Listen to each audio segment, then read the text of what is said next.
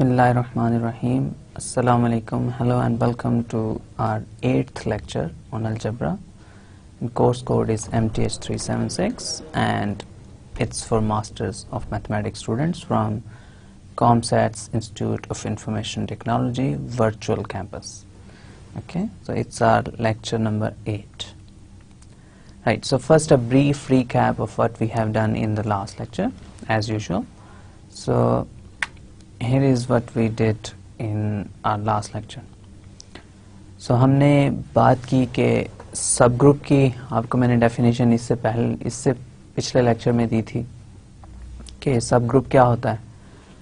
तो इस लेक्चर में हमने इस चीज़ के ऊपर बात की कि सब ग्रुप्स की कुछ मज़ीद एग्जांपल्स. जब हमने डेफिनेशन दी थी उस वक्त भी हमने कुछ एग्जांपल्स देखी थी सब ग्रुप्स की, लेकिन इस लेक्चर में, लास्ट लेक्चर जो था आपका लेक्चर नंबर 7, उसमें हमने एक्सटेंसिवली बहुत सारी सब ग्रुप्स की एग्जांपल देखी. फिर हमने ये देखा कि जब भी हमारे पास कोई ग्रुप होता है, उसका कोई हम सबसेट लेते हैं, उसको सब ग्रुप प्रूव करने के लिए हमें 4-5 कंडीशंस चेक करनी होती हैं. पहली कंडीशन हमें ये चेक करनी होती है कि जो हम सबसेट ले रहे हैं उसके ऊपर जो जी का बाइनरी ऑपरेशन है, ग्रुप का अपना जो बाइनरी ऑपरेशन है वो उसके ऊपर डिफाइंड हो. मतलब जो बाइनरी ऑपरेशन की एक फंडामेंटल कंडीशन है वो ये कि जब भी दो एलिमेंट्स आप सेट में लें तो उनके ऊपर आप बाइनरी ऑपरेशन अप्लाई करें तो आपका रिजल्ट भी उसी सेट में आना चाहिए. तो अब हम यही चेक करना चाह रहे थे ग्रुप में या सेट H में. तो जब हमने ग्रुप लिया, उसका एक सबसेट ले लिया, तो सबसे पहली चीज हमें ये चेक करनी है कि जो हमारा बाइनरी ऑपरेशन है वो उस सबसेट के ऊपर डिफाइंड है. तो हम चेक करेंगे कि वो सबसेट जो है वो बाइनरी ऑपरेशन के अंडर क्लोज्ड है या नहीं. अगर वो है, फिर हमने ये चेक करना है उसके ऊपर एसोसिएटिव लॉ होल्ड करता है. फिर हम ये चेक करते हैं कि उसमें आइडेंटिटी एलिमेंट मौजूद है या नहीं, और फिर उसमें इन्वर्स होना चाहिए. तो मतलब एक सबसेट सब ग्रुप होगा अगर वो खुद भी एक ग्रुप होगा, राइट. और बाइनरी ऑपरेशन वही होना चाहिए जो जी के ऊपर डिफाइन है, राइट. तो फिर हमने ये देखा कि अब ये 4-5 कंडीशंस हैं. जब भी हमारे पास कोई सबसेट आएगा उसको हमने सब ग्रुप प्रूव करना है तो ये कंडीशंस हमें चेक करनी पड़ेंगी. लेकिन लास्ट लेक्चर में हमने एक बहुत अच्छा रिजल्ट देखा जिसमें हमें ये पता चला कि अगर आपके पास एक सबसेट है किसी ग्रुप का, तो उसको सब ग्रुप प्रूव करने के लिए आपको ये 4-5 कंडीशंस चेक नहीं करनी, सिर्फ एक कंडीशन चेक करेंगे. अगर वो कंडीशन होल्ड करती है तो वो सब ग्रुप होगा, अगर वो कंडीशन होल्ड नहीं करती है तो वो सब ग्रुप नहीं होगा, राइट. तो वो कंडीशन क्या थी कि अगर आपके पास एक H है जो एक सबसेट है ग्रुप G का, G ग्रुप है, ठीक है. तो अब H will be a subgroup,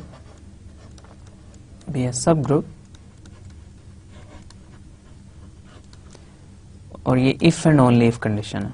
So H will be a subgroup if and only if A B inverse is in H for all A B in H, ठीक है. तो हमने ये जस्ट चेक करना है कि जब भी दो एलिमेंट्स लें आप H के अंदर, जब भी H के अंदर आप दो एलिमेंट्स लें तो उनका ये प्रोडक्ट ए बी इनवर्स, अगर ऑफ कोर्स यहाँ पे मैं ये अज्यूम कर रहा हूँ, ये कुछ अब कंडीशंस ट्रिवियल हो गई हैं कि जी के ऊपर जो बाइनरी ऑपरेशन है वो डॉट का है, ठीक है. तो ये मैं अज्यूम कर रहा हूँ. आपको मैंने ये बताया था कि इस कोर्स में हम यूजुअली डॉट को ही बाइनरी ऑपरेशन लेंगे. अगर कोई और बाइनरी ऑपरेशन डिफाइन करना है तो फिर हम उसको स्पेसिफिकली लिखेंगे. लेकिन हम ये कहेंगे कि अगर ये कह रहे हैं कि जी इज अ ग्रुप, इसका मतलब है जी के ऊपर डॉट का बाइनरी ऑपरेशन है, मल्टीप्लिकेशन का बाइनरी ऑपरेशन मौजूद है, right. So A B inverse H में होना चाहिए. इसमें मैंने आपको ये भी बताया था कि अगर एडिशन का बाइनरी ऑपरेशन हो, अगर H सबसेट हो G प्लस का, तो फिर H will be a subgroup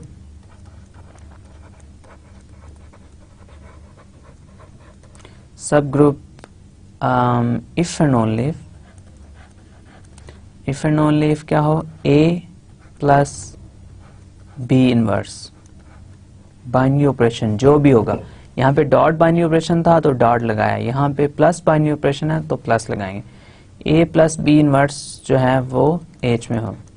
अब मैंने आपको लास्ट टाइम भी बताया था कि बी इनवर्स जो है वो एडिशन के केस में माइनस बी होता है, तो A minus B should be in H, right. तो ये हमारे पास एक नेसेसरी एंड सफिशिएंट कंडीशन है, if and only if condition है कि जब भी आपके पास एक सबसेट हो तो वो सब ग्रुप होगा अगर ए बी इनवर्स जो है वो एच में हो किसी भी दो एलिमेंट्स ए और बी एच के लिए। इसका हमने प्रूफ भी देखा था और इसकी हमने कुछ एग्जांपल्स भी देखी थी कि ये क्राइटेरियन जो जिसको हम कह रहे हैं सब ग्रुप क्राइटेरियन, ये हम कैसे अप्लाई करते हैं। आज एक और एग्जांपल मैं आपको बता के इसकी के सब ग्रुप क्राइटेरियन कैसे अप्लाई करते हैं हम थोड़ा सा आगे मूव हो जाएंगे। अब कोई एग्जांपल अगर हम इसकी देखना चाहें तो लेट्स से हमारे पास एक सबसेट है मे बी रियल नंबर्स का, ठीक है, रियल नंबर्स का सबसेट है लेट्स से रैशनल नंबर्स, ठीक है, और ये अंडर मल्टीप्लिकेशन है, ठीक है, और फिर ऑफ कोर्स मुझे यहाँ पे क्रॉस भी लगाना पड़ेगा, मतलब नॉन जीरो एलिमेंट्स, सिर्फ आर के नॉन जीरो एलिमेंट्स जो हैं वही ग्रुप बनाते हैं अंडर मल्टीप्लिकेशन। अगर आप जीरो भी लेंगे तो ये कभी भी अंडर मल्टीप्लिकेशन ग्रुप नहीं बनाएगा। तो मेरे पास एक सबसेट मौजूद है क्यू का, सॉरी आर क्रॉस का, तो मेरे पास एक ग्रुप है उसका एक सबसेट है। मैं ये शो करना चाहता हूँ कि क्यू जो है वो एक सब ग्रुप है, तो क्यू जब मैं अब यहाँ लिख रहा हूँ तो इसका मतलब भी क्यू क्रॉस ही है, मतलब non zero elements of rational numbers. अच्छा, तो ये non zero elements of rational numbers जो हैं, अब क्या ये इसका सब ग्रुप बनाते हैं? अब मैंने सिर्फ दो एलिमेंट्स लेने हैं इस सेट के अंदर, दो एलिमेंट्स रैशनल नंबर्स के अंदर मैंने लेने हैं जो होंगे लेट्स से ए जो है वो एक रैशनल नंबर है नॉन जीरो और बी भी एक रैशनल नंबर है नॉन जीरो, राइट। तो मैंने ये चेक करना है कि ए टाइम्स बी इनवर्स जो कि बनेगा ए ओवर बी, क्या ये क्यू स्टार में हो, क्यू क्रॉस में होगा या नहीं होगा? अब ये मैं चेक करना चाह रहा हूं। तो आपके पास ए एक रैशनल नंबर है, बी भी एक रैशनल नंबर है। जब आप दो रैशनल नंबर्स को आपस में डिवाइड करें और वो दोनों नॉन जीरो हों तो आपके पास रिजल्ट भी एक हमेशा रैशनल नंबर आएगा, राइट। आप इसको चेक कर सकते हैं, ये सारी चीजें आप रियल एनालिसिस में रैशनल नंबर्स का फुल इन डिटेल एनालिसिस करेंगे। तो अब मेरे पास लेट्स से एक रैशनल नंबर है 1/2 और एक और रैशनल नंबर है लेट्स से 3/5, राइट। अब इन दोनों को मैं आपस में डिवाइड करता हूँ a ओवर b, सो मेरे पास आ जाएगा 1/2 डिवाइडेड बाय 3/5। तो अब मेरे पास आ गया 1/2 और ये आपको पता है कि इसको जब मैं न्यूमरेटर में लेके जाऊंगा तो मेरे पास रेसिप्रोकल हो जाएगा, तो मेरे पास आ गया 5/6, राइट। अब ये दो रैशनल नंबर्स थे नॉन जीरो, इनको मैंने डिवाइड किया, मेरे पास एक रैशनल नंबर आ गया। इन जनरल ये बात ट्रू है कि जब भी आप दो रैशनल नंबर्स को आपस में डिवाइड करेंगे तो आपके पास रिजल्ट भी एक रैशनल नंबर आएगा। दोनों rational numbers of course non zero होने चाहिए या डिनोमिनेटर तो एटलीस्ट जरूर नॉन जीरो होना चाहिए, लेकिन यहाँ पे हमारे पास दोनों ही रैशनल नंबर्स जो हैं वो नॉन जीरो हैं, तो इसलिए ये हमारे पास रिजल्ट होल्ड करता है, राइट। तो जब भी दो रैशनल नंबर्स को डिवाइड करेंगे आपके पास एक और रैशनल नंबर आएगा और नॉन जीरो रैशनल नंबर्स को डिवाइड करेंगे तो नॉन जीरो रैशनल नंबर ही आएगा, राइट। तो अब इन दोनों इसकी ये डेफिनेटली अब एक रैशनल नंबर है और ये नॉन जीरो है। इसकी आप अगर एक्सप्लेनेशन यहाँ लिखना चाहें तो आप कह सकते हैं कि कोशेंट और डिवीजन ऑफ रैशनल नंबर्स में भी यहाँ ब्रैकेट में लिखना चाहते हैं non zero is always a rational number.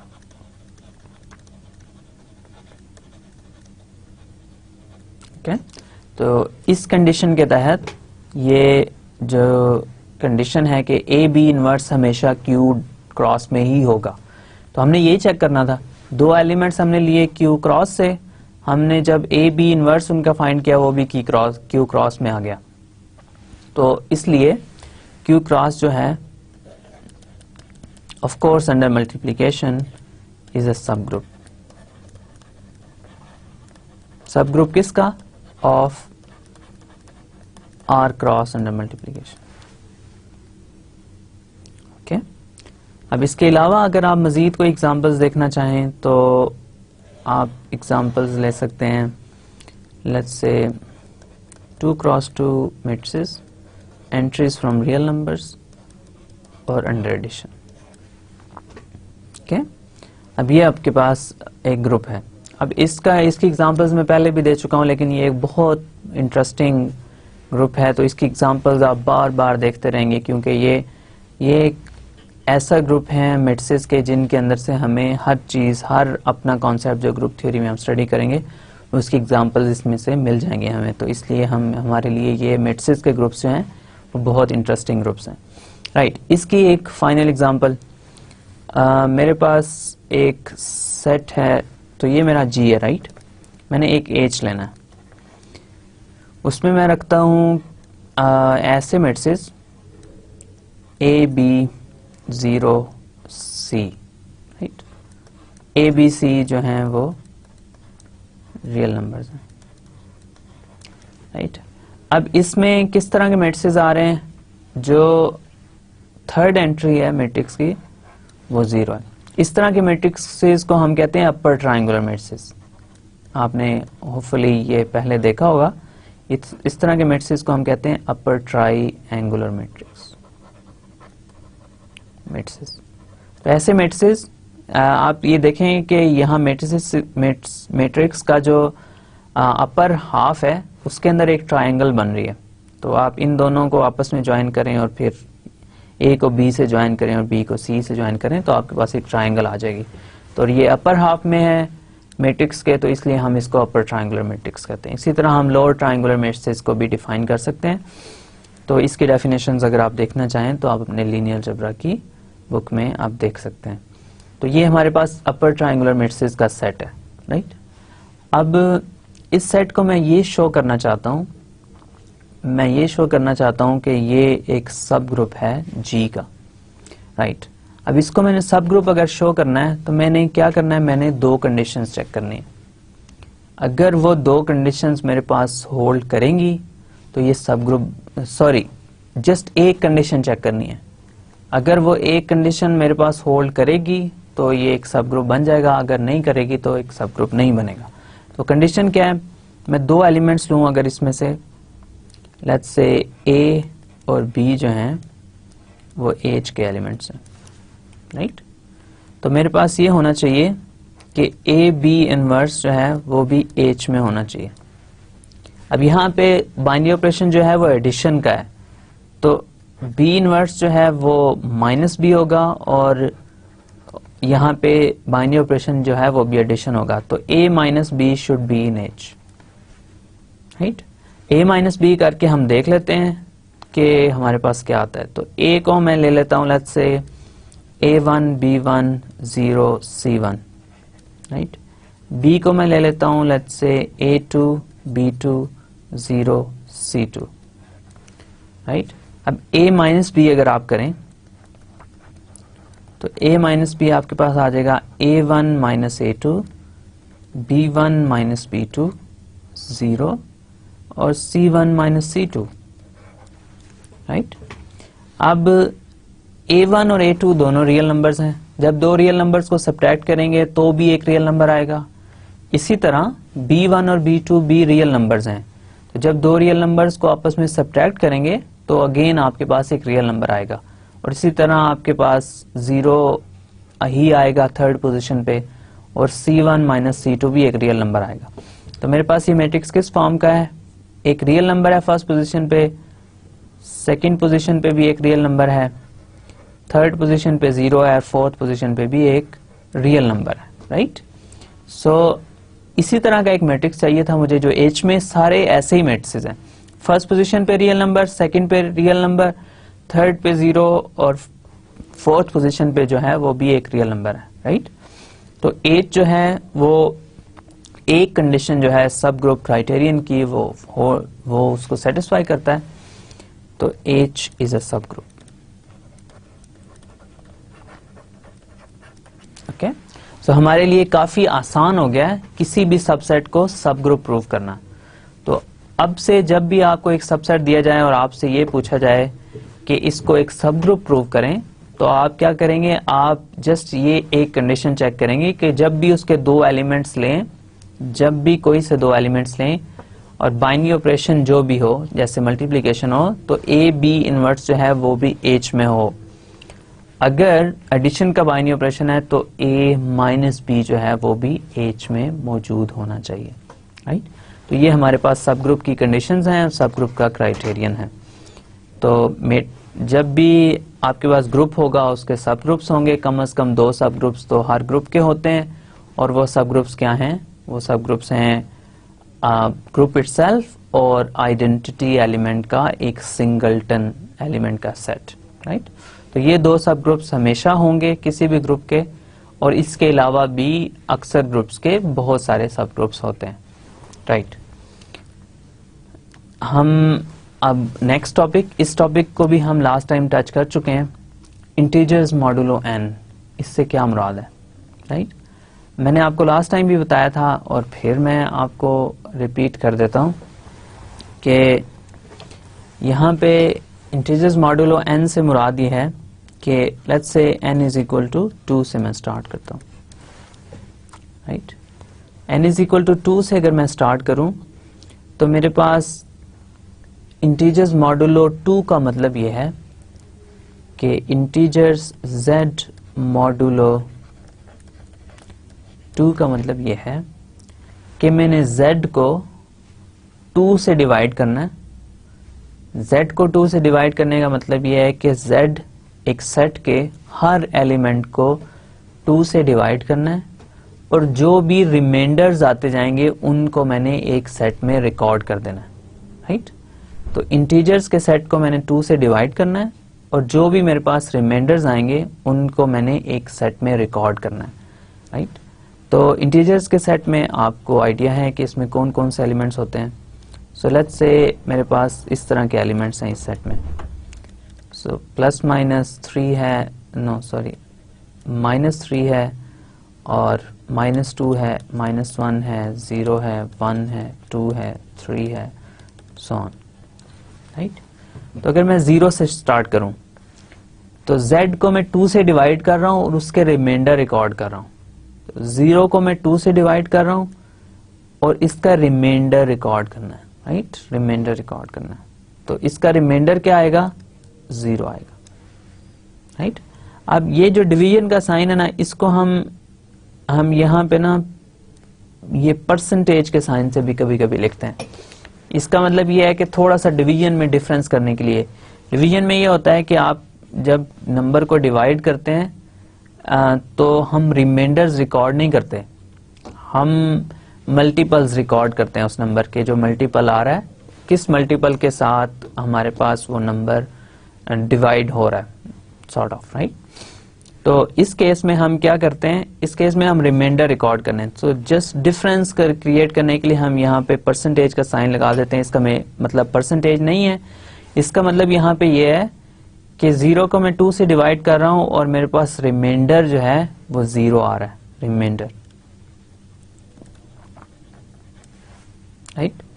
इसी तरह मैं 1 को 2 से डिवाइड करूं तो मेरे पास रिमाइंडर जो है वो 1 आ जाएगा, राइट। और मैं अगर 2 को 2 से डिवाइड करूं तो मेरे पास रिमाइंडर आ जाएगा,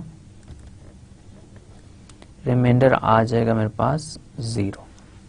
2 1 2 और 2 से डिवाइड हो जाता है, बाकी रिमाइंडर कुछ नहीं बचता, राइट। तो मेरे पास 0 आ जाएगा। ओके, सो एक दो और एग्जांपल्स। 3 को अगर मैं 2 से डिवाइड करूं तो मेरे पास आ जाएगा, रिमाइंडर आ जाएगा 1, राइट। इसी तरह 4 को 2 से डिवाइड करूं तो मेरे पास रिमाइंडर आ जाएगा 0, राइट। 4 2 से डिवाइड हो जाता है और रिमाइंडर इसके बाद कुछ नहीं बचता, 0, राइट। अब जब भी आप किसी भी इंटीजर को, पॉजिटिव इंटीजर को या नॉन नेगेटिव इंटीजर को 2 से डिवाइड करेंगे तो आपके पास 2 ही रिमाइंडर्स आएंगे, 0 आएगा या 1 आएगा, राइट। तो मेरे पास जो रिमाइंडर्स का सेट है उसके अंदर अभी तक मेरे पास 2 एलिमेंट्स आए, 0 और 1, राइट। ओके, तो यहां पे आपने एक चीज नोट की होगी कि अगर 0 का रिमाइंडर जो है वो 0 है तो 0 प्लस 2 का रिमाइंडर भी 0 है, तो 0 जो है वो 0 प्लस 2 के इक्वल है, और जो है 2 प्लस 2 के भी इक्वल है, और 4 प्लस 2 के भी इक्वल है, और up to so on, right. तो बेसिकली मैं ये कह रहा हूं कि 0 जो है वो 2 के भी इक्वल है, 4 के भी इक्वल है, 6 के भी इक्वल है, 8 के भी इक्वल है, अप टू सो ऑन, इस पर्टिकुलर रिलेशन में। मतलब ये है कि इन सब का रिमाइंडर सेम है, ओके, इन सब का रिमाइंडर सेम है। तो मतलब जब मैं 0 रिमाइंडर की बात कर रहा हूं तो इसका मतलब है मैं इन सब एलिमेंट्स की बात कर रहा हूं, राइट। तो 0 रिमाइंडर जो है वो इन सब एलिमेंट्स का है, 0 का है, 2 का है, 4 का है, 6 का है, 8 का है, अप टू सो ऑन, सारे एलिमेंट्स का है। इसी तरह अगर मैं बात करूं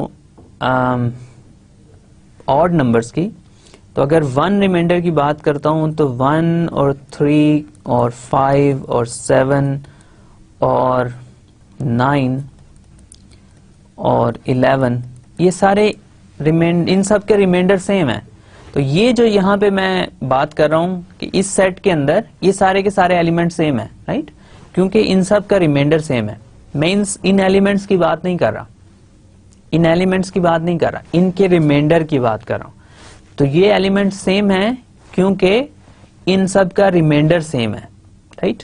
तो ये इक्वालिटी से कंफ्यूज ना होइएगा, मैं ये नहीं कह रहा कि 0 और 2 इक्वल हैं, मैं ये कह रहा हूं कि इस सेट के अंदर जब मैं रिमाइंडर रिकॉर्ड कर रहा हूं तो चूंकि इन सब का रिमाइंडर सेम है तो ये एलिमेंट सेम है, राइट। तो मतलब यहां पे इन एलिमेंट्स के दरमियान में हम कोई डिफरेंस नहीं कर सकते क्योंकि हम सिर्फ रिमाइंडर्स की बात कर रहे हैं। जब भी इन सब एलिमेंट्स को मैं 2 से डिवाइड करूंगा तो इन फॉर एग्जांपल 0 2 4 6 8 इन सब का रिमाइंडर 0 आएगा, इन एलिमेंट्स में कोई डिफरेंस नहीं है यहां पे। इसी तरह 1 3 5 7 9 11 इन सब का रिमाइंडर भी सेम है, तो इन एलिमेंट्स के दरमियान भी मैं कोई डिफरेंस नहीं कर सकता, तो ये सारे एलिमेंट्स भी इस केस में सेम है। तो इसी तरह 1 जो है वो इन सारे एलिमेंट्स का रिमाइंडर है, 1 3 5 7 9 11 and up to so on, right. अब मैं एक बार लगा रहा हूं 0 के ऊपर। अब 0 बार का मतलब ये है कि ये एक एलिमेंट नहीं है, ये इन सब एलिमेंट को रिप्रेजेंट कर रहा है, राइट। ये एक एलिमेंट नहीं है, ये इन सब एलिमेंट्स को रिप्रेजेंट कर रहा है, राइट। ये सारे के सारे एलिमेंट 0 ही हैं, राइट। लेकिन अगर आप इनको ओरिजिनली देखें तो 2 तो 0 नहीं है, राइट।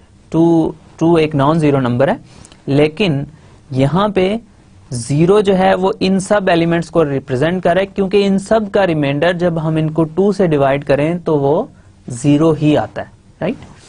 तो अब जो इस सेट है में हम फिर 0 के ऊपर बार लगा देंगे, 1 के ऊपर भी बार लगा देंगे। इसका मतलब बेसिकली ये है कि ये एक एलिमेंट नहीं है बल्कि ये एक से ज्यादा एलिमेंट्स को रिप्रेजेंट कर रहा है, राइट।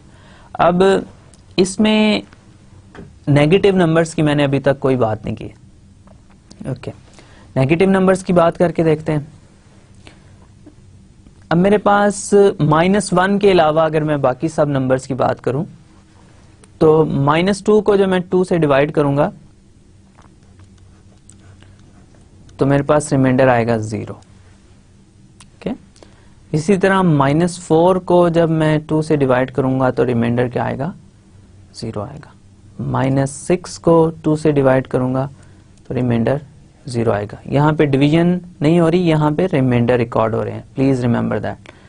वैसे अगर मैं -2/2 लिखूं तो -1 आंसर आता है। रिमाइंडर की बात हो रही है, रिमाइंडर हम रिकॉर्ड कर रहे हैं, हम उनका मल्टीपल्स रिकॉर्ड नहीं कर रहे, राइट। तो यहाँ पे हमारे पास इन सब का रिमाइंडर भी 0 है। इसका मतलब है ये 0 जो है ये इन सब को भी रिप्रेजेंट कर रहा है।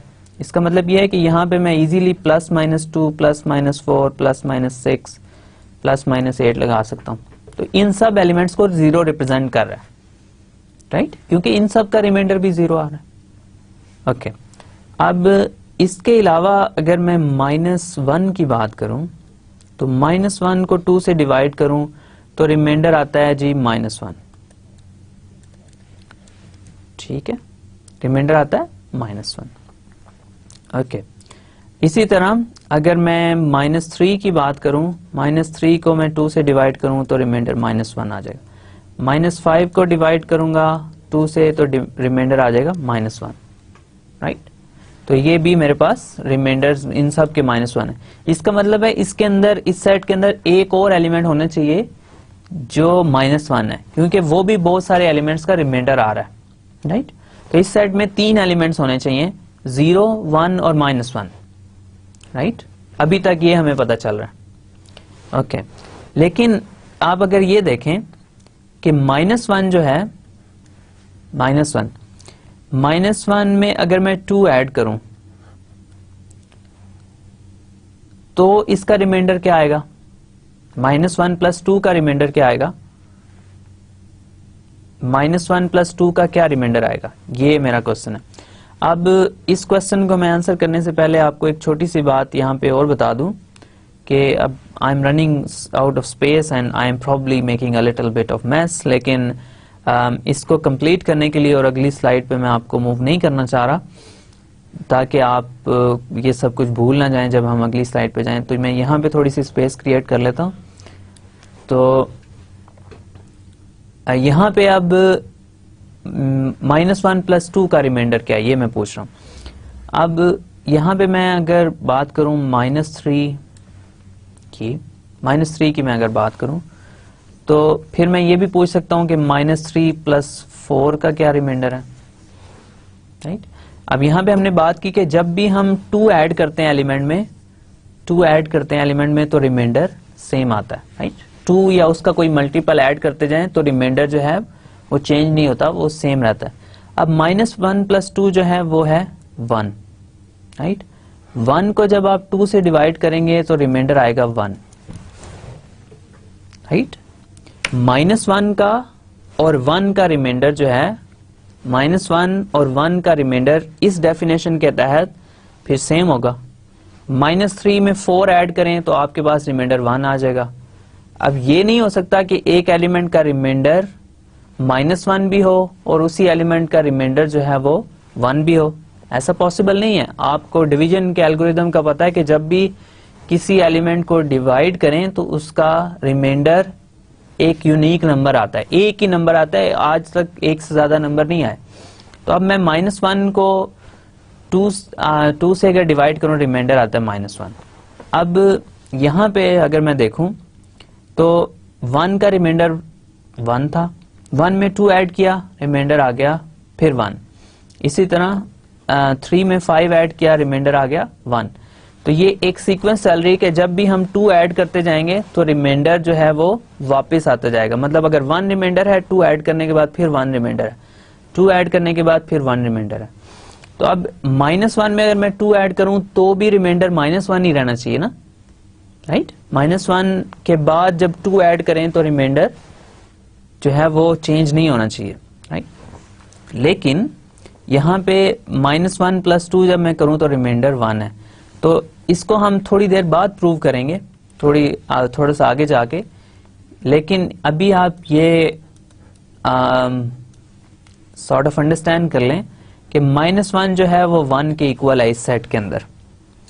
-1 का और 1 का रिमाइंडर जो है वो सेम है इस सेट में, राइट। वो इसलिए चले मैं आपको इसका छोटा सा प्रूफ अभी दिखा देता हूं। -1 + 2 जो है वो भी फिर 1 + 2 के इक्वल होगा, राइट। अब ये मेरे पास आ गया 1 और राइट हैंड साइड पे 3 है, 1 और 3 दोनों का रिमाइंडर सेम है, राइट। दोनों एलिमेंट्स का रिमाइंडर सेम है, राइट। तो दोनों एलिमेंट्स जो हैं वो या तो सेम है या वो 2 के मल्टीपल्स हैं, राइट। यहाँ पे मेरे पास -1 और 1 जो हैं वो दो एलिमेंट सेम है। इसका आपको डिटेल में प्रूफ मैं आपको 1-2 स्लाइड्स के बाद जब मैं इस कॉन्सेप्ट को मजीद फॉर्मल करूंगा तो मैं आपको बता दूंगा। लेकिन पॉइंट ये है कि -1 और 1 जो हैं वो इस सेट के अंदर सेम है। तो ये जो मेरे पास 1 बार है ये +1 को भी रिप्रेजेंट कर रहा है, -1 को भी रिप्रेजेंट कर रहा है, ओके। तो आप इसको देख सकते हैं, राइट। ओके, सो मेरे पास इस सेट के अंदर जब मैं इंटीजर्स को 2 से डिवाइड करता हूं तो मेरे पास 2 पॉसिबल रिमाइंडर्स आते हैं, 0 और 1। -1 भी आता है लेकिन -1 1 के इक्वल है, क्योंकि यहाँ पे अभी आपके लिए इतनी क्लैरिफिकेशन इनफ है कि -1 + 2 का रिमाइंडर जो है वो 1 + 2 के रिमाइंडर के इक्वल है, राइट। तो ये आपको थोड़ी देर बाद आगे जाके आइडिया हो जाएगा कि ये इसका मतलब ये है कि दोनों एलिमेंट्स इक्वल है, राइट। इस सेट के अंदर बात हो रही है कि -1 और 1 जो है वो इस सेट के अंदर इक्वल है क्योंकि उन दोनों का रिमाइंडर सेम है, राइट। ओके, सो इसी तरह सारे नेगेटिव नंबर्स और पॉजिटिव नंबर्स जो हैं कॉरस्पॉन्डिंग उनका रिमाइंडर सेम आ रहा है, राइट। सो मेरे पास 2 ही पॉसिबल रिमाइंडर्स हैं, 0 और 1। तो मैंने क्या किया, z मॉड्यूलो 2 फाइंड किया और मेरे पास पॉसिबल रिमाइंडर्स के आगे 0 और 1, इनके ऊपर मैंने बार लगा दी। इसको फिर मैं बता देता हूं कि बार लगाने का मतलब यह है कि ये एक एलिमेंट नहीं है, ये एक से ज्यादा एलिमेंट्स को रिप्रेजेंट कर रहा है। ये एक्चुअली इनफाइनाइटली मैनी एलिमेंट्स को रिप्रेजेंट कर रहा है, राइट। अभी इस कॉन्सेप्ट को भी हम मजीद फॉर्मल करते हैं कि एक एलिमेंट एक से ज्यादा एलिमेंट्स को रिप्रेजेंट करे तो इसका क्या मतलब होता है। अच्छा, तो ये जो सेट है यहाँ पे मिडल में, इसको मैं कहूंगा Z2, Z सबस्क्रिप्ट 2, ओके। सो इसको मैं Z2 कहूंगा, ओके। इस सेट को मैं ये भी Z मॉड्यूलो 2 को हम ये भी लिखते हैं कि Z/2Z, Z quotient 2Z, right. तो ये भी इसकी एक और नोटेशन है, ओके। सो हम थोड़ा सा आगे चलते हैं और एक और एग्जांपल देखते हैं इंटीजर्स मॉड्यूलो n की। अब इंटीजर्स मॉड्यूलो n में एक और एग्जांपल क्या है, लेट्स से मैं अब लेता हूं n = 3, ओके। अब मैंने n = 3 लिया है तो मैं बेसिकली क्या करना चाह रहा हूं, मैं z मॉड्यूलो 3 ले रहा हूं, या मैं कह रहा हूं कि z और ये परसेंटेज डिवीजन जिसको हम कह रहे हैं, इसका मतलब ये है कि z के सारे एलिमेंट्स को 3 से डिवाइड करना है और रिमाइंडर्स को रिकॉर्ड करना है, सिर्फ रिमाइंडर्स को रिकॉर्ड करना है, राइट। पॉजिटिव नंबर से स्टार्ट करते हैं।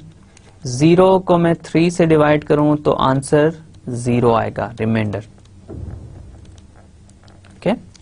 1 को 3 से डिवाइड करूं तो आंसर रिमाइंडर जो है वो 1 आएगा, ओके। इसी तरह मैं 2 को 3 से डिवाइड करूं तो मेरे पास रिमाइंडर जो है वो 2 आएगा। अच्छा, इससे आगे चलते हैं। 3 को मैं 3 से डिवाइड करूं तो 3 पे डिवाइड हो जाता है तो इसका रिमाइंडर 0 आएगा। 4 को 3 से डिवाइड करूं तो 3 1s are 3 और you have 1 left, right? So remainder is 1. Okay, 5 को मैं 3 से डिवाइड करूं तो मेरे पास रिमाइंडर आ जाएगा 2, ओके। तो ये मेरे पास जो रिमाइंडर्स आ रहे हैं अभी तक 0 आ रहा है, 1 आ रहा है, 2 आ रहा है।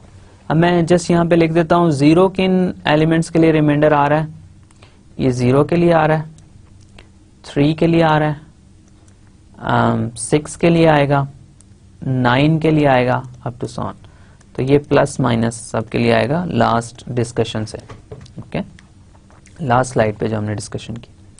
अच्छा, अब ये सारे 0 कब आएगा? जब एलिमेंट्स जो हैं वो 3 के मल्टीपल्स होंगे, राइट? तो 3 के जब भी आप मल्टीपल्स लेंगे, 3 लेंगे, 6 लेंगे, 9 लेंगे, 12 लेंगे, 15 लेंगे, इसी तरह -3 लेंगे, -6 लेंगे और -9 और up to so on, right? तो इन सब एलिमेंट्स के लिए रिमाइंडर हमेशा 0 आएगा क्योंकि ये सारे एलिमेंट्स 3 पे डिवाइड हो जाते हैं। ओके, तो अब 1 रिमाइंडर किन एलिमेंट्स के लिए आ रहा है? 1 रिमाइंडर आ रहा है 1 के लिए, 4 के लिए, 7 के लिए आएगा, फिर 10 के लिए आएगा, ओके, और इसी तरह 14 के लिए आएगा अप टू सो ऑन। तो ये ऑफ कोर्स नेगेटिव नंबर्स के लिए भी यही आएगा। ओके, सो ये मेरे पास 1 इन नंबर्स के लिए रिमाइंडर आ रहा है। इसी तरह मेरे पास अगर 2 की बात करूं तो मेरे पास रिमाइंडर आएगा 2 रिमाइंडर आएगा किन एलिमेंट्स के लिए? 2 आएगा 2 के लिए, ये आएगा 5 के लिए, ये आएगा 8 के लिए,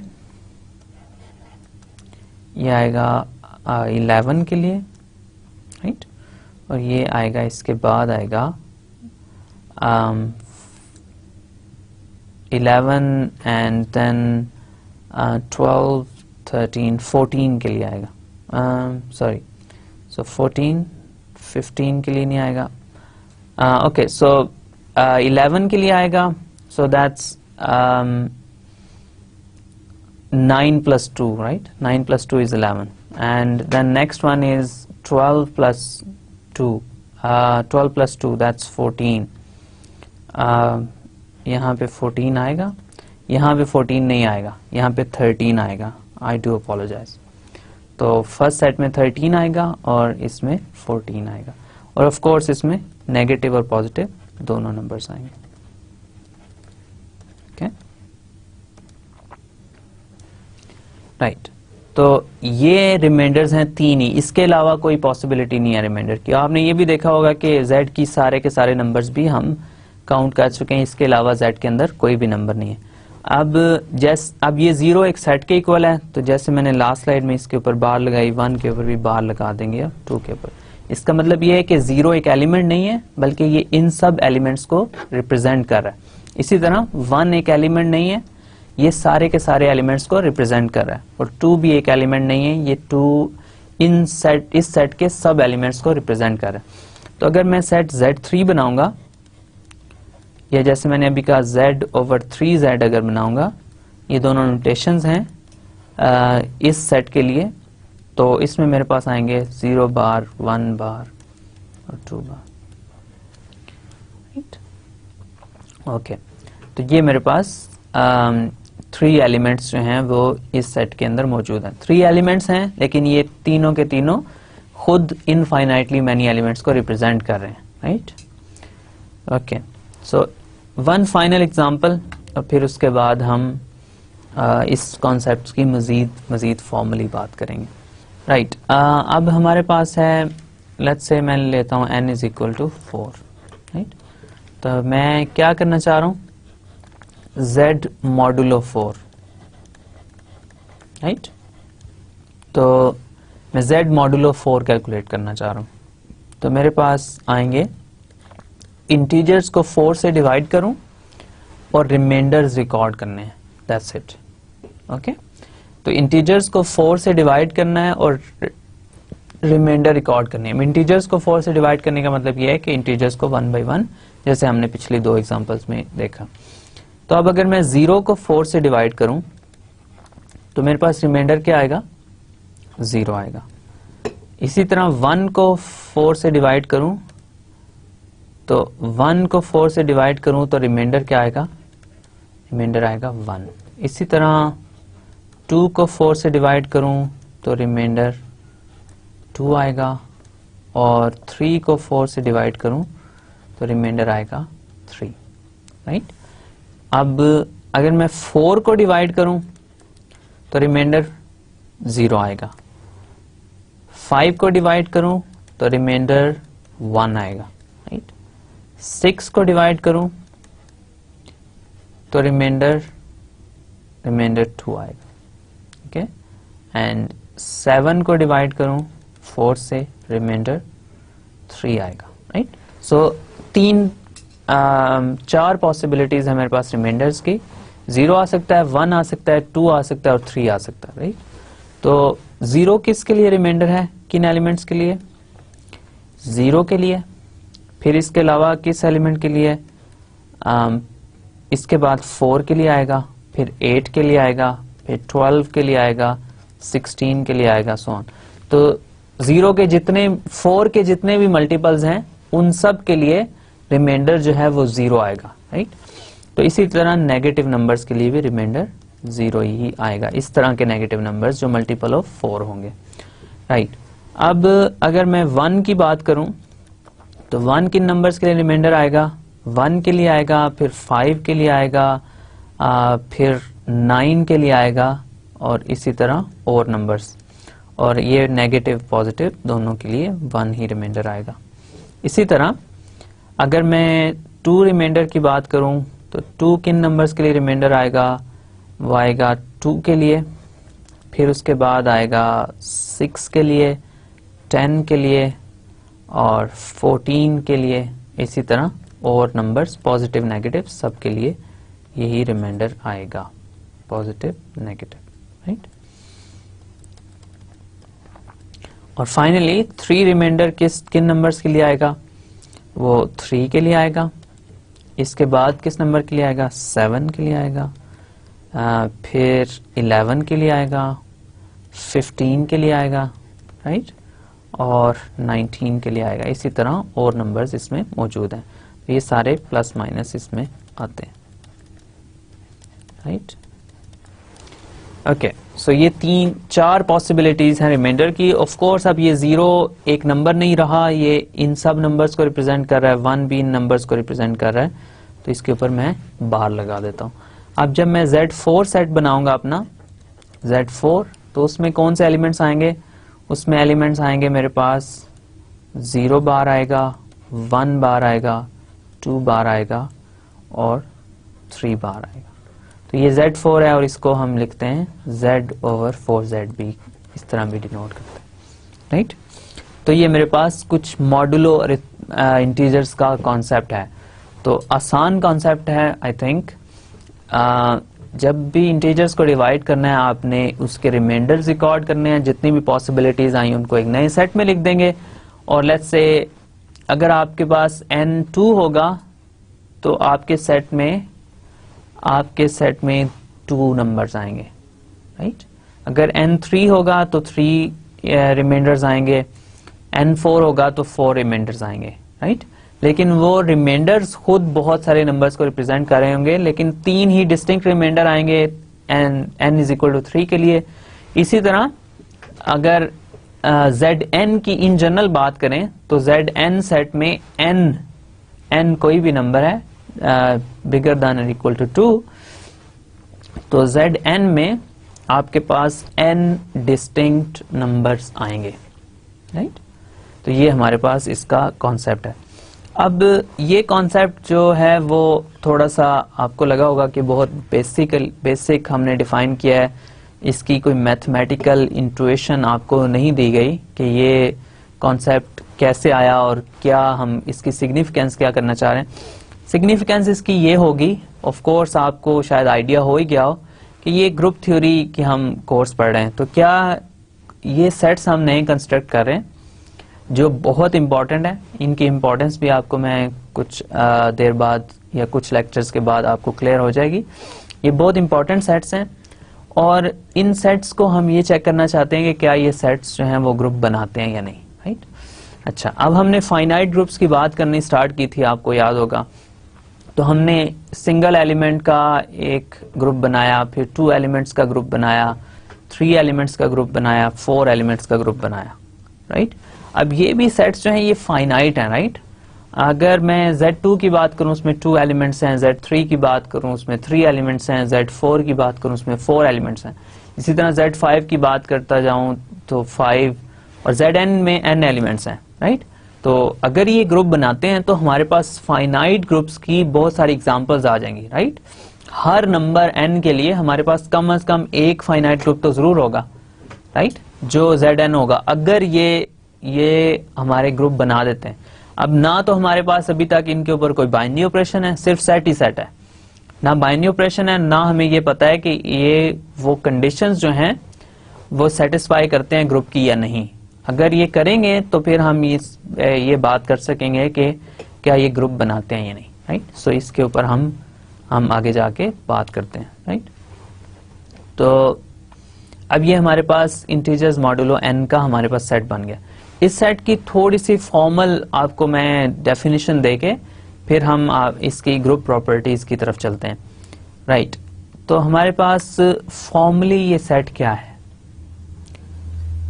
हमारे पास एक फिक्स्ड पॉजिटिव इंटीजर है n, राइट, और n को हम greater than or equal to 2 लेते हैं यूजुअली। तो हमारे पास एक फिक्स्ड पॉजिटिव इंटीजर है, फिक्स्ड पॉजिटिव इंटीजर कोई भी है, ग्रेटर देन इक्वल टू 2 जो है वो ज्यादा इंटरेस्टिंग केस है। अब हम इसके ऊपर एक रिलेशन डिफाइन करते हैं। रिलेशन क्या है, हम कहेंगे कि a b से रिलेटेड है। ये जो टिल्डा का आपको सिंबल सेंटर में लगा आ रहा है, नजर आ रहा है ये सिंबल, इसको हम रिलेशन के लिए यूज करते हैं। सो a का b से कोई रिलेशन है, कोई ताल्लुक है, a is related to b if and only if n divides b minus a, right? So a b से रिलेटेड होगा अगर n जो है वो b माइनस a को डिवाइड करे। आपने देखा है कि n हम ऑलरेडी फिक्स कर चुके हैं। इसकी मैं आपको एग्जांपल देता हूं कि n मेरे पास लेट्स से 2 है, राइट। a और b आपस में रिलेटेड हैं या नहीं ये हम चेक करना चाह रहे हैं। तो a को मैं ले लेता हूं लेट्स से 4 और b को मैं ले लेता हूं 6, राइट। तो ये डेफिनेशन ये कह रही है कि अगर 4 और 6 आपस में रिलेटेड हैं तो 2 शुड डिवाइड 6 माइनस 4, राइट। अब 2 जो है वो 6 माइनस 4 को डिवाइड करता है या नहीं ये क्वेश्चन है। सो 2 should divide 2, right. So 2 divide करता है 2 को, तो ये ट्रू है। तो 4 और 6 आपस में रिलेटेड है, राइट। ये जो आप सिंबल देख रहे हैं एक स्ट्रेट लाइन, इसका मतलब ये होता है कि n अगर इससे पहले लिखा हुआ है और इसके बाद b माइनस ए इस केस में, तो n डिवाइड्स b माइनस ए, राइट। सो b माइनस ए जो है वो n पे डिवाइड हो जाता है। इस सिंबल का मतलब ये होता है कि अगर a और b आपस में रिलेटेड होंगे, अगर b माइनस ए n पे डिवाइड होता है, अगर नहीं होता तो वो रिलेटेड नहीं है। अब कोई और एग्जांपल लेके देखते हैं। लेट्स से मेरे पास है a इज इक्वल टू 5 है और b इज इक्वल टू 3 है। अब मेरे पास 5 और 3 आपस में रिलेटेड होंगे अगर 2 जो है वो 3 माइनस 5 को डिवाइड करे, राइट। तो 2 3 माइनस 5 को डिवाइड करता है, ऑफ कोर्स करता है, क्योंकि ये -1 2 माइनस 2 को डिवाइड करता है, राइट। अब एक और फाइनल एग्जांपल, ये दोनों थोड़ी ट्रिवियल एग्जांपल्स थी। अगर मेरे पास हो a 5 और b हमारे पास लेट्स से 6 हो, राइट। अब मैं ये चेक करना चाह रहा हूं कि क्या 5 6 से रिलेटेड है, राइट। ये मैं चेक करना चाह रहा हूं। अब 5 6 से रिलेटेड होगा, 5 6 से रिलेटेड होगा अगर 2 जो है वो 6 माइनस 5 को डिवाइड करे, 2 1 को डिवाइड करे। क्या 2 1 को डिवाइड करता है? 2 1 को डिवाइड नहीं करता है। तो ये हमारे पास एक रिलेशन है जिसमें कुछ एलिमेंट्स आपस में रिलेटेड हैं और कुछ एलिमेंट्स आपस में रिलेटेड नहीं है। तो 2 एग्जांपल्स मैंने आपको दी एलिमेंट्स की जो आपस में रिलेटेड हैं, और एक एग्जांपल आपको और मिल गई जिसमें एलिमेंट्स आपस में रिलेटेड नहीं हैं। अच्छा, मैं ये कह रहा हूं कि this is an equivalence relation. Equivalence relation है, इसका क्या मतलब है? इक्विवेलेंस रिलेशन क्या होता है? अब इसकी मैं आपको आसान लफ्जों में डेफिनेशन बताने की कोशिश करता हूं कि अगर आपके पास एक रिलेशन हो, let's say tilde, tilde is a relation.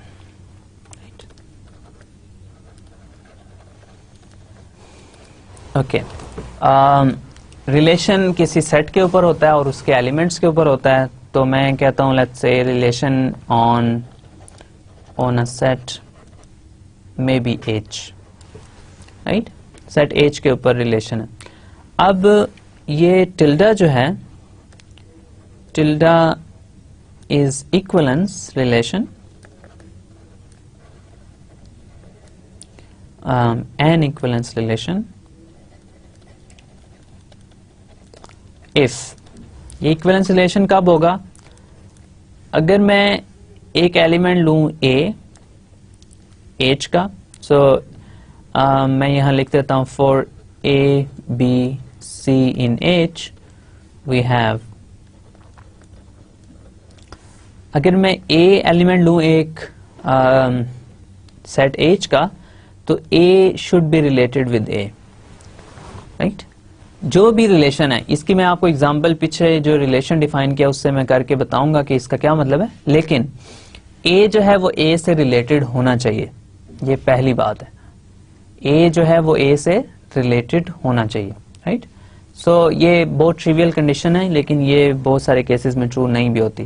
तो A जो है वो A से रिलेटेड होना चाहिए। इक्विवेलेंस रिलेशन का जो टॉपिक है, ये भी आप रियल एनालिसिस के कोर्स में इसका बहुत ज़्यादा यूज़ है, और उसी में आपके लिए ये एलैबोरेटली डिफाइन किया जाएगा। मैं आपको इसकी डेफिनेशन भी दे रहा हूँ, इसकी एक एग्जांपल भी दूंगा, लेकिन अगर आपको इसका मज़ीद एलैबोरेट नॉलेज चाहिए तो आप रियल एनालिसिस के कोर्स में आपको इसका मज़ीद जो एलैबोरेट नॉलेज है वो मिल जाएगा। अब A जो है वो A से रिलेटेड है, पहली बात ये है। दूसरी बात ये है कि अगर A B से रिलेटेड हो, देन B जो है वो A से भी रिलेटेड होना चाहिए, राइट। और फाइनल बात यह है कि अगर A B से रिलेटेड है, B C से रिलेटेड है, देन A B C से रिलेटेड होना चाहिए, राइट। अब ये फर्स्ट कंडीशन जो है, यहां पे इसको कहते हैं हम रिफ्लेक्सिव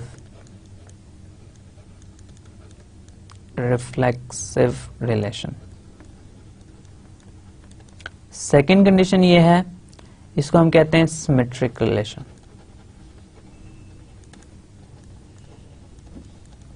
ओके।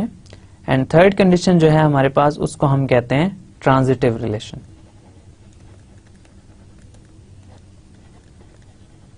ओके।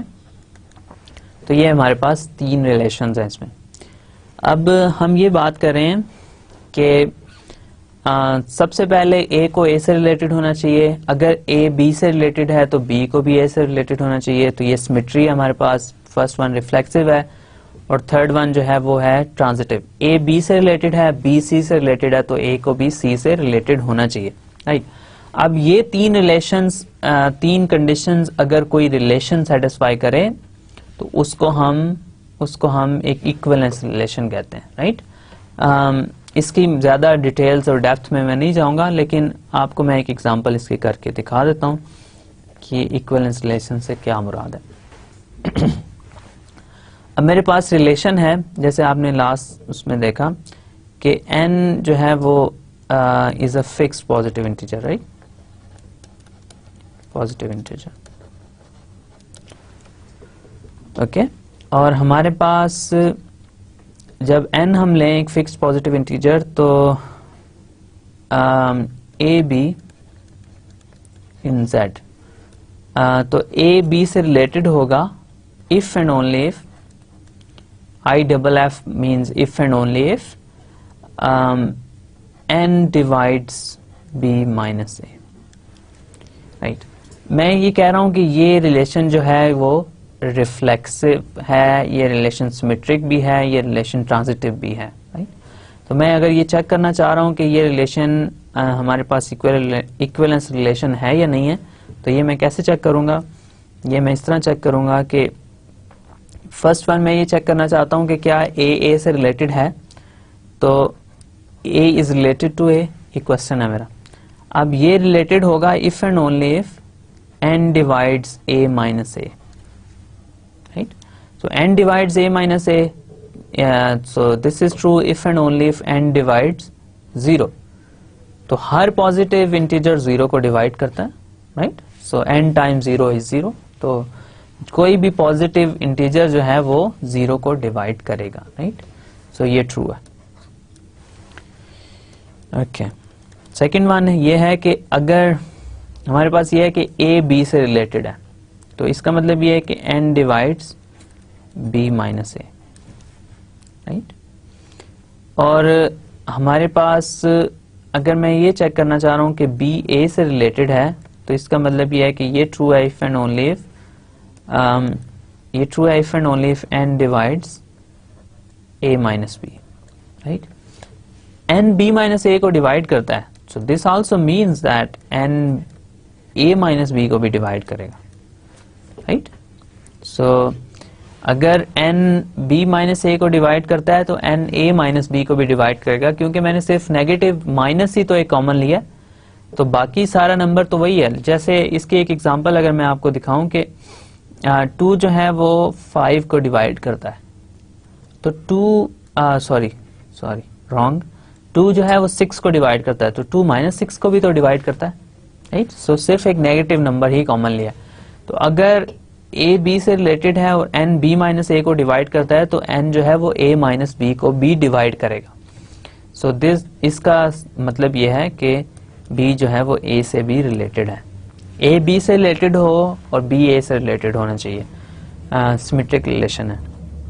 तो अगर a b से रिलेटेड है तो b a से b रिलेटेड होना चाहिए। इसी तरह आप ये चेक कर सकते हैं कि इसके अंदर ये ट्रांजिटिव रिलेशन भी होल्ड करता है। तो ये थर्ड कंडीशन इसमें ये है कि ट्रांजिटिव रिलेशन होल्ड करता है। तो इसको मैं आपके लिए एज एन एक्सरसाइज छोड़ रहा हूँ कि आप ये चेक करें कि इसके अंदर ये ट्रांजिटिव रिलेशन भी होल्ड करता है, राइट? ओके, सो हमारे पास ये एक रिलेशन है जो मैंने डिफाइन किया कि a b से रिलेटेड होगा if and only if n जो है वो b माइनस a को डिवाइड करे, राइट? तो यहाँ पे हमने ये शो कर दिया कि a जो है वो a से भी रिलेटेड है, a b से रिलेटेड होगा तो b a से भी रिलेटेड होगा, और इसी तरह आप ये भी प्रूव कर सकते हैं कि a b से रिलेटेड हो और b c से रिलेटेड हो तो a b c से रिलेटेड होगा, राइट? तो ये तीन कंडीशंस हमने प्रूव कर दी कि ये रिलेशन रिफ्लेक्सिव भी है, सिमेट्रिक भी है, ट्रांजिटिव भी है, राइट? तो ये एक इक्विवेलेंस रिलेशन है, राइट?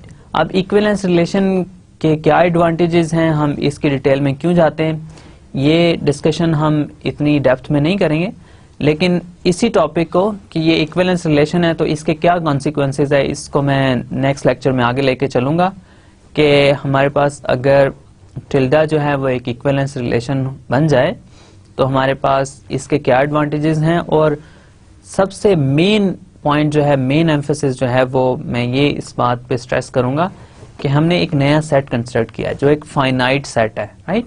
हम ये चेक करना चाह रहे हैं कि क्या ये फाइनाइट सेट एक ग्रुप बनाएगा या नहीं। तो इसके ऊपर हमें एक बाइनरी ऑपरेशन भी चाहिए होगा, फिर हमें वो कंडीशंस जो ग्रुप की हैं वो भी अगर इसमें ट्रू होंगी तो ये ग्रुप बनेगा, अदरवाइज ये ग्रुप नहीं बनेगा। तो मैं इसको आज के लेक्चर को समराइज कर देता हूँ कि सबसे पहले हमने ये देखा कि अगर आपके पास एक सबसेट हो किसी भी ग्रुप का, तो अगर आप उसको सब ग्रुप प्रूव करना चाह रहे हो तो आपको एक कंडीशन सिर्फ चेक करने की जरूरत है। अब आप 4-5 कंडीशन चेक नहीं करेंगे, सिर्फ एक कंडीशन चेक करेंगे, और वो कंडीशन क्या है, वो कंडीशन आपको देता है आपका सब ग्रुप क्राइटेरियन, राइट? तो आप हमेशा एक ही कंडीशन चेक करेंगे, तो वो कंडीशन अगर ट्रू होगी तो वो सबसेट सब ग्रुप होगा, अगर नहीं ट्रू होगी तो वो सब ग्रुप नहीं होगा, राइट? तो उसकी कुछ एग्जांपल्स देखी आपने। इसके बाद हमने इंटीजर्स, मॉडुलो इंटीजर्स की बात की, हमने Z2 की बात की, Z3 की बात की, Z4 की बात की, और इन द एंड फिर हमने Zn की बात की। फिर हमने ये भी कहा एक इक्विवेलेंस रिलेशन हमने डिफाइन किया कि दो एलिमेंट्स जो हैं वो A और B रिलेटेड होंगे अगर n जो है वो B माइनस A को डिवाइड करेगा। अब नेक्स्ट लेक्चर में हम इस रिलेशन को यूज करते हुए मॉडुलो इंटीजर्स का कॉन्सेप्ट जो है उसको मजीद फॉर्मल बनाएंगे, और इंशाल्लाह हम इसकी डिटेल्स में जाएंगे और इसको ये भी शो करेंगे कि ये Zn जो हैं ये सारे के सारे ग्रुप्स हैं, और ऑफ कोर्स ये फाइनाइट ग्रुप्स हैं। तो हमारे पास बहुत सारी एग्जांपल्स हमें मिल जाएंगी फाइनाइट ग्रुप्स के, राइट। तो until next time, thank you very much and thank you for your time.